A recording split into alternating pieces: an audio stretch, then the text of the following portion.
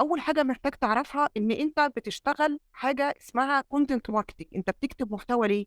بتكتب محتوى علشان تسوّق بالمحتوى، إحنا مش بنكتب محتوى وخلاص، إحنا هدفنا في الآخر نحقق مبيعات من المحتوى اللي بنكتبه. ليه دلوقتي بقى منتشر أوي الtitle أو الوظيفة بتاعة الcontent creator؟ ليه؟ لإن دلوقتي بقى ما زي ما مكتوب قصادنا التسويق بالمحتوى اللي هو الcontent marketing ده بقى حاجة مهمة جدًا، وأكترية الشركات دلوقتي بتعتمد عليها، ما بقاش زي الأول بنعتمد على إن إحنا نطلب الأكشن على طول من العميل.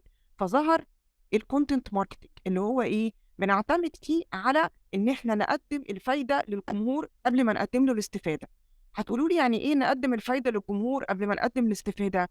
يعني أنا ما ينفعش أبدأ مع العميل من آخر خطوة وأقول له اشتري. إحنا هدفنا من المحتوى اللي إحنا بنكتبه، وأنت ككاتب محتوى لازم تبقى فاهم كده، إن في process معيّنة أنت بتمشي عليها. الprocess دي إيه؟